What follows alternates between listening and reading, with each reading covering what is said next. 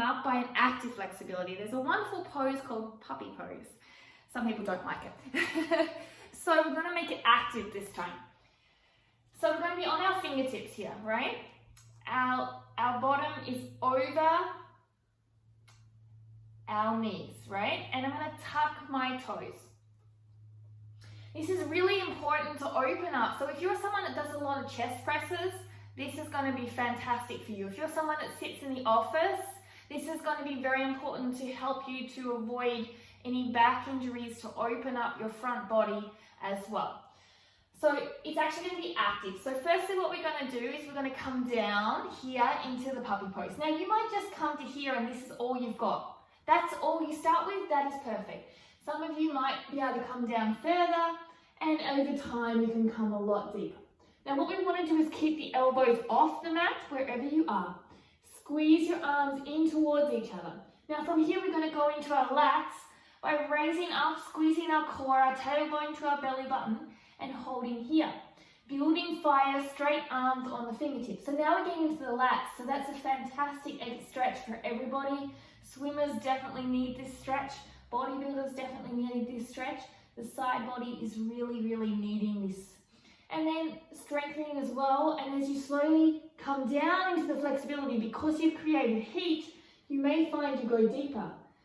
But keeping the arms straight is very, very important. So eventually you're going to start to come into a really nice, deeper place where your chest and your forehead might come down towards the ground or may not.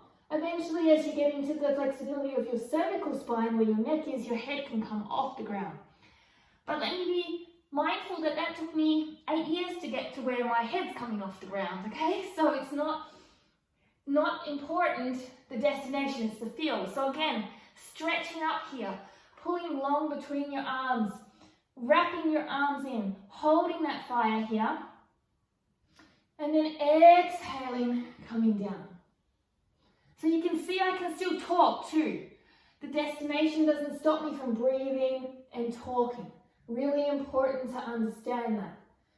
You should never be in a position where you are restricted in your movement that you can't breathe and talk, okay? You should still be able to function. It's like that talk test when you used to run in school, and they could tell how hard you're going by if you could have a conversation or not. And if you couldn't hold a conversation, you were probably going too hard.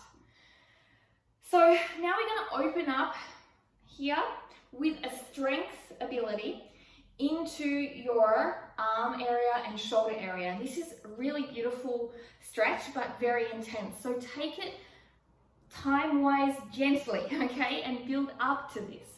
So I'm using a block, okay? This block my elbows are going to go on. I sometimes like to place just like a little cushion or something under my elbows. My elbows are personally sensitive. Since I was a child, I get a lot of sensitivity in my joints. So my joints are important for me to protect. So some days I use something that will make it more comfortable. Other days my joints are fine to go into it. So it's very important to listen to your body where it's at. Coming here and placing your elbows on here and joining your hands here.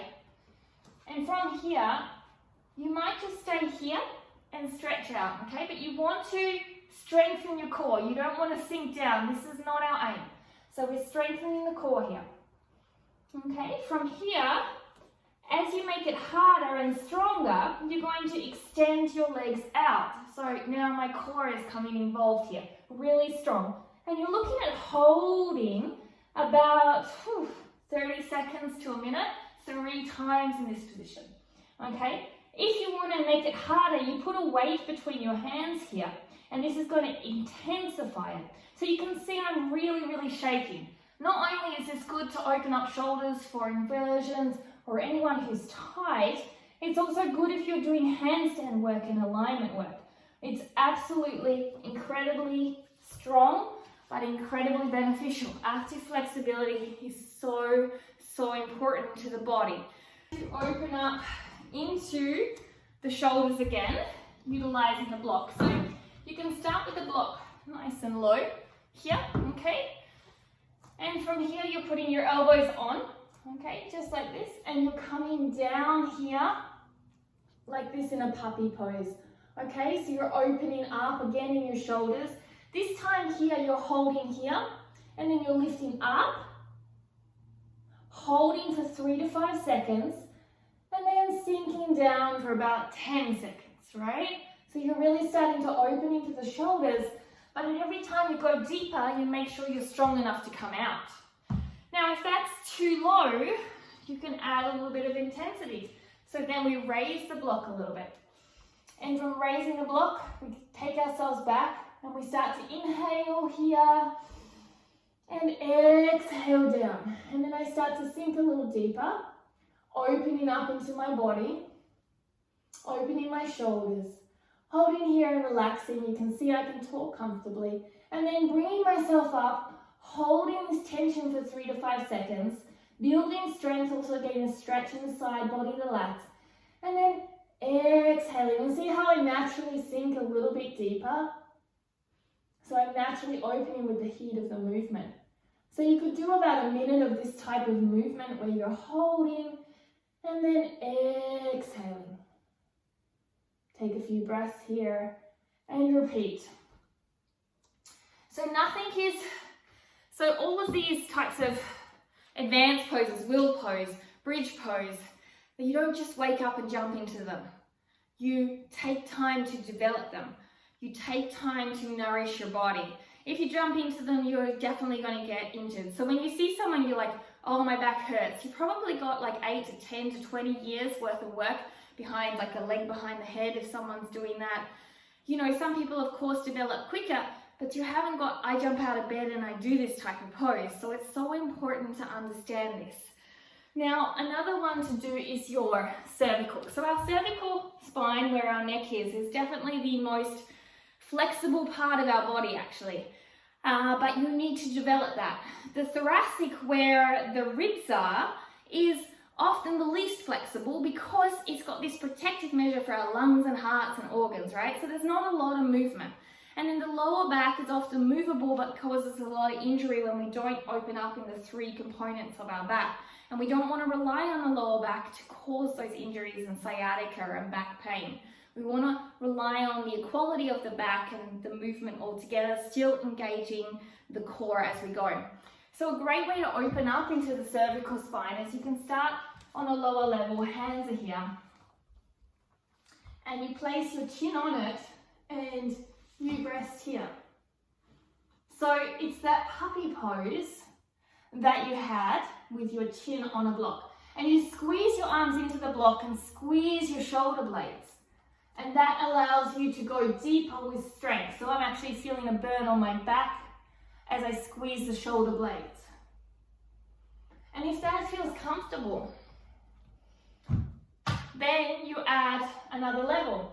Squeezing the block, coming down, and then squeezing here. So again, I can still talk. I'm squeezing my body together, squeezing my arms together, squeezing my chest down, lifting up my chin.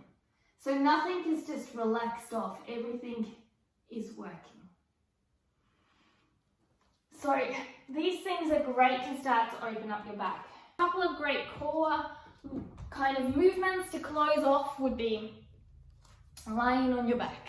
Here, pushing this place down here, so curling your spine.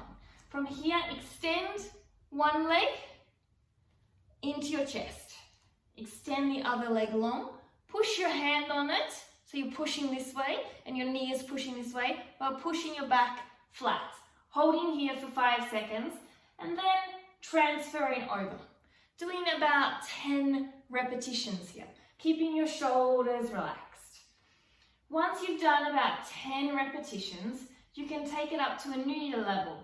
So you can bring your hands down if you want to. You can bring your legs into your chest, extend them up, and start to lower them, keeping your back on the ground all the way, and then bring it up.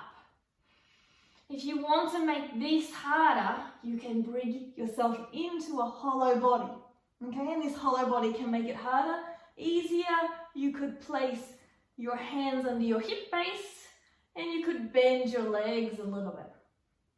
So doing 20 reps of each, or 10, will help to reset your spine.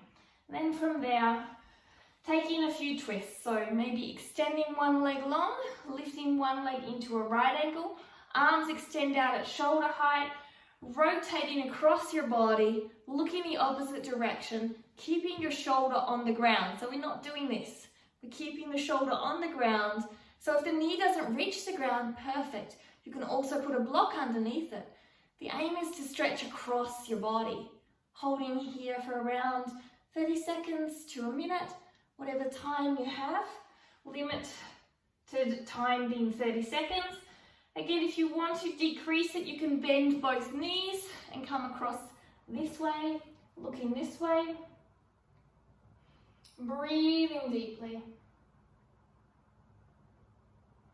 Then from here, another good option would be creating a figure 4 and using that foot to bring it across your body, looking the opposite way, holding here, and then doing it the opposite way. So a nice spinal release here. Again, doing exactly the same thing here and here. So there's a lot of things involved in a movement practice. It's not that fancy flow that we see. So I hope this helped and I wish you a great day. Thank you for joining me here. Thank you for your time and I will see you soon. Ciao.